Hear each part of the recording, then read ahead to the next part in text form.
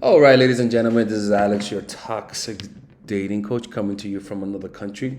And today we're going to talk about the psychology of men during no contact. What happens when you're talking to a guy, he's not behaving the way you want him to behave, and so you go no contact at him, and you stop chatting with him, and no contact could be a breakup, or it could be that you just want some space, or it could be that you're just a little bit too busy, temporary pulling aways. What goes on in their heads, okay? And why does it work? So we're gonna be talking about the neuroscience behind this. I've been studying people. I'm taking neuroscience courses from Harvard online, because I'm like I want to be educated, okay? I don't want to be a bullshitter, all right? I want to know what I'm talking about, and so I'm really taking it seriously. Speaking of that, and there's a new seminar coming out in December 4th. It's about social intelligence. Go get your tickets, okay? It's gonna be bomb, all right? And also, you can buy the tickets online as well. You guys could. I'm opening up for people to be able to watch it online. So it's gonna be like $70. It's more. It's gonna be more because this is gonna be a course, and if you guys record it, you guys are like, when I'm gonna record this, so I don't have to buy the course. Well, guess what? Well, then you're gonna have to pay the price, boo boo. Okay. So anyway, it's gonna be in the description down below. Attend. It's going to be really fun. Trust me. There's a lot of work that I'm putting into it. So, all right, let's begin this. So, look, what happens when a man goes no contact? First of all, most people, depending on their level of pride, they'll be able to hold on for a few days or maybe a few weeks. Okay. And some people have so much pride that they'll rather cut their nose to spite their face. All right. So, that's one thing. The goal of no contact is to get the guy to sort of submit to you in a weird way, temporarily at least, or even to come chasing back, right? Or to right a wrong that he did, or to give you more leverage. That's the purpose of no contact. But the core of no contact is inflicting pain, all right? So this is the type of pain that men feel. One, envy and jealousy. Men naturally feel competition. They can sense the competition. And men sense male competition during two scenarios. One, when he's around you and there's other men. Two, when he's not around you, okay? He naturally senses the competition. And so his mind will his brain will fill his mind up with fantasies. Of you getting banged by Tyrone and stuff like that, or you, all of those sexual fantasies of you being with another man is gonna be filled with rage. Honestly, like I remember like thinking about my ex banging another dude. It filled me up with rage, and it becomes consuming, and that's why studies show that women get murdered most often by their partners. All right. And the reason why this is because whenever you pull away and a guy feels like you're with another man, his serotonin level depletes. It gets lower. Serotonin is a neurochemical that you feel whenever you feel like you've gotten respect. All right, and because he feels like, because his serotonin levels are down, naturally he's gonna feel like he's threatened. He's gonna feel threatened. And what's going to happen is that's going to cause them to think that every action that you do could potentially be that you found another guy. Why?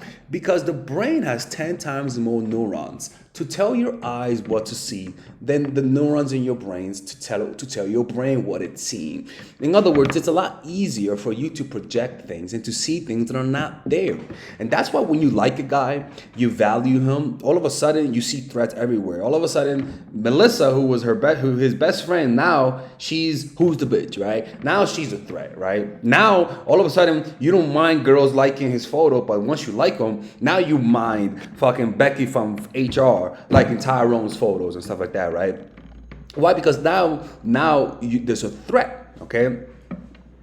And so because of that, he's gonna start looking at your social media. He's gonna start if you let him follow you, or if you keep your account open and stuff like that, he's gonna be looking into everything that you post. That's why if you're trying to make him jealous while no contact, don't be so obvious, because he's gonna pay attention to everything. He's gonna pay attention to every single thing that you do. If you take a photo and in the background there's a bottle of wine and two empty cups, Trust me when I say this to you, Tyrone's gonna be noticing that kind of stuff. All right. Oh, I can promise you, if the girl goes don't contact with Tyrone, and then she posts a photo, and I see 2 wine glasses, I can promise you that Tyrone's gonna have a problem with that. Okay. Anyways, Tyrone out. Exactly. You see what I'm trying to say? And these are the 2 forms of jealousy. You gotta watch out for this because some guys are more prone to this form of jealousy than the other. Vigilance is a form of jealousy, where whenever you feel jealous, you're gonna start stalking your girl, right? And I've known guys that do that kind of stuff. You're gonna start following, looking at everything that they do because you feel jealous. But also, it's natural. It's a natural thing, right? You're trying to conserve what's yours, right? But then, and he'll be looking at what you do, and it'll be subtle. So that's why it's not hard to make a guy that likes you feel jealous, right? Because they're paying attention to everything. He'll notice everything, especially the things you try to hide, right? But unfortunately, for some, I don't know what the percentage of the population this is. The other form of jealousy that they've experienced and they show is violence, attacking their mates, attacking your mate's partner, right? Or even verbal violence, right? All of those things, you got to watch out for that. So that's one thing, the envy part. Serotonin level goes down. He feels like shit. And to get you back, that's the only way he's going to feel like a man, right? The second thing is that he's going to have a desire to connect with you. Why? Because there's no oxytocin. Physical contact with your mate is what produces oxytocin, right? The physical touching, kissing, it creates an imprint in the man's brain, a literal physical imprint in his reward system that will associate you with pleasure and love, right? And what's going to happen is that if he actually loved you or he liked you and you go no contact on him, it's going to make him long for a connection. And don't worry about hurting him. Don't worry about making him jealous, because the beauty about oxytocin is that it allows you to forgive and forget, right? It's actually one of the primary neurochemicals in the brain that causes you to forgive abusers, okay? Yeah, and it's a pretty stupid thing. That's why humans do that shit, right? And the beauty is that if he's at a low point in his life, or and the funny thing is that usually breakups happen during the holidays, so it's kind of crazy. If he's at a low point of his life, the threatening feeling will inspire him to want to connect with you. Why? Because he has no other option, right? It's like guys have pride, I get it, but whenever he feels like shit, he feels jealous, he feels like he's gonna lose his girl, that's gonna cause him to lose his pride and just make a move. Because the other option of just staying still is worse. That's why some zebras would rather stay with their zebra buddies who are biting their asses, who kick each other. Zebras are fucking violent towards each other.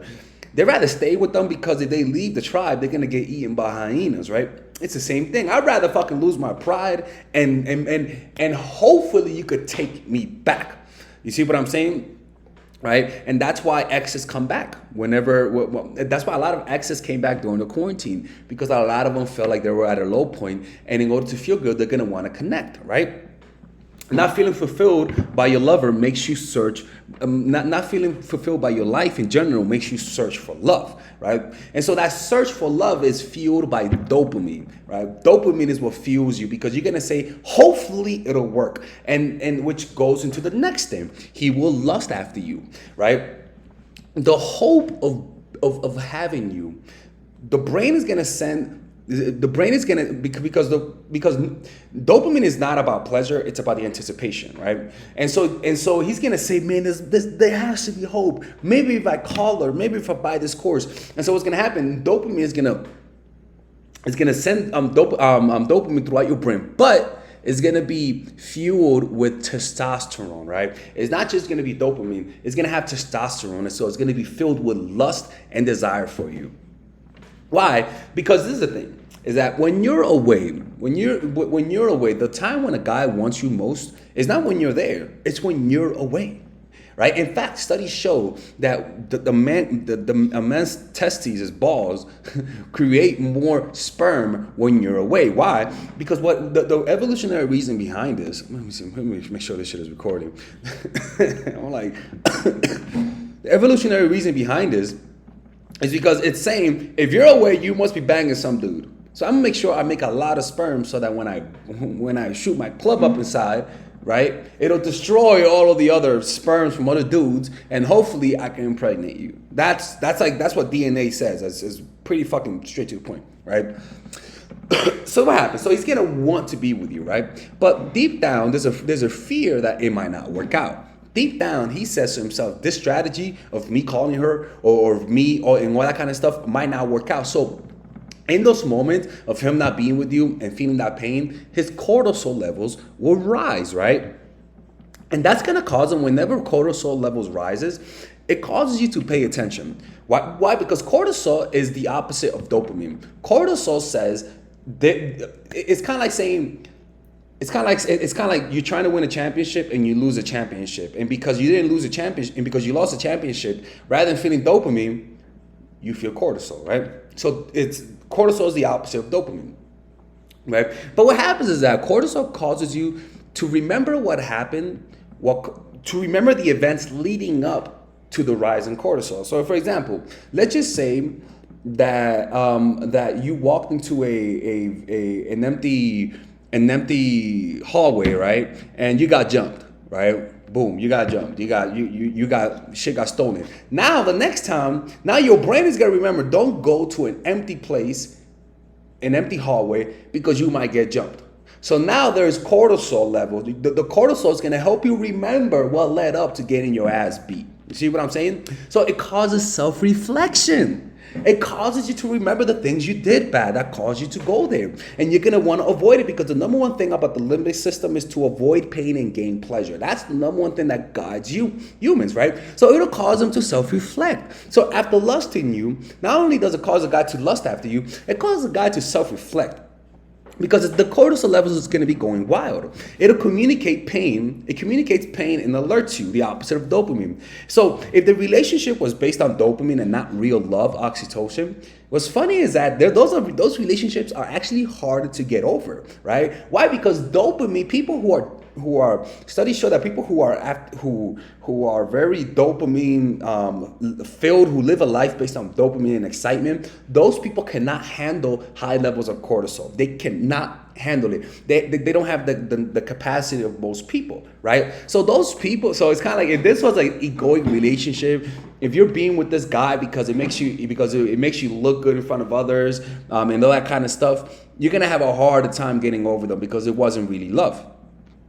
Right? So the pain will be harder to handle as a result, right? When the brain releases cortisol, it'll remember what led up to it, the mistakes he did, and he'll self-reflect. He'll notice what made you. He'll remember, or even what's funny is that even if he didn't do nothing wrong, because the brain is so desperate to get back what it had, it'll even start saying to himself, maybe I did this wrong, and it'll start blaming himself for things he really didn't do, and it's kind of toxic, right? But for the healthy ones, it'll make him self-reflect, and he might even apologize, right? But that don't mean that he don't change. That don't mean he's going to change in general, but that's just what happens, right? Right? If he contacts you during those painful days, reward it, because then his brain is going to say, to get her attention, all I got to do is chase. But what you could do better off is don't just respond to him. If he ever contacts you and texts you, baby, I want to work it out, all you got to do is don't give him a good response. Give him a response that could be interpreted as no or yes. It could be maybe liking the message. It'll make him say, what does it mean that she liked my message? And then he'll chase more, because he has no other options, right? Give him answers of maybes, or perhaps not answers of certainty. Give him uncertain answers, but with hope, so that dopamine fuels his action, so that he can continue chasing. Never give him a straight answer. Never make him feel like he completely got you there, right? Because it's the hope of getting to the place of consistency that will make him chase harder. That will increase cortisol at a high level when he notices that things may or may not be going the right way, right? And because the beauty is that if there's a hint that he could get you back, he'll take action. Dopamine will tell him, and this dopamine is not just dopamine, it's also marinated with testosterone, right? And as a result, it'll tell him that there's a reward if he takes action. And that's how you actually kind of like train a guy to chase you and stuff like that. It's kind of fucked up, right? Well, it is what it is. Anyways, I hope you guys enjoyed this video. This is what goes on Actually, this should be called the neurochemistry of men during no contact. Honestly, I would just call it the neuropsychology of men during no contact. That's what I could call it that. All right, ladies, I hope you guys enjoyed this video. This is a very research dense video. I guess my research is coming along. Okay, I'm really excited about learning. I love learning people. I don't know if you guys know that, but it's really something that I find. And if there's any professors, any people who are in college, I need a recommendation letter for school. So if anybody would want to give me a recommendation letter, just DM me on Instagram. You see in the description down below. Help a brother out, okay? All right, man. Hope you guys enjoyed this video. Stay toxic, my friends. All right, so if you're a nice girl, if you're tired of being played, if you're tired of people not respecting you, if you resent that people don't take you seriously, if people just see you as a sex object, if you feel like people are always playing you, I would highly recommend you check out this course called Nice Girl. I rarely put out courses, and every one of my courses is a specific purpose. Psychological game of attraction was for single people. Natural chemistry was for women in relationships. This course is for specific nice girls. Now, most of you guys are nice. Most of you guys have great hearts. Unfortunately, men take advantage of you. So I have this limited time course. Specifically, you guys can only buy it and get access to it July and November. Now, if you purchase it in July or November, you could have access to it all year round. But you could only purchase it July and November. So this month only, you guys can purchase this course. It's only for a limited time, right? So in this course, you're pretty much gonna learn about how to set boundaries, how to project a powerful presence, how to create healthy boundaries, how to communicate yourself in an assertive way, how to not let people take advantage of you. Like, you're gonna learn the art of how to identify those who are trying to take advantage of you, how to assert yourself, signs of weakness, signs of strength, and how to communicate signs of strength, and how to lower the signs of weakness. All of these things, I can promise you, ladies and gentlemen, look, okay? If you just do what this course says, just doing what this course says is gonna improve not only your dating life, but your professional life, your personal life, your social life with your friends and family. Because people will always try to test you. People will always see whether or not they can take advantage of you, even a fucking child. So by purchasing this course, you could create a healthy immune system. There are 3 types of immune system. There is your body's immune system. There is an emotional immune system that you increase through meditation. And then there's a social immune system that is through self-assertion. Okay, so this course will help you build that social immune system to push away certain behaviors from your life and certain people, and by default you attract the right people. So check out that course. One, it's not okay. Look, I'm just gonna be honest with you. It's not gonna fix the problems 100%. I'm not here to lie to you guys. I'm here to give you a realistic expectation. Okay, it's not gonna completely change your life from day to night. But if you do what the videos say. Okay, if you're 20% if you're at a 20% in terms of assertiveness, by finishing this course, you could go through it 40%. Now you guys might say, where are the evidence for it? In my life only. Okay, and through people's experience, through applying these methods, and through doing research about what actually helps assertiveness. Okay, so I thoroughly researched this course. I put a lot of thought into it. It's not complete. Next month, I'm going to add another part, which if you buy it now, you're going to have access to it, okay? So I'll see you guys inside that course, and stay toxic, my friends. Purchase it now, or I'm closing the channel, okay? See you guys inside.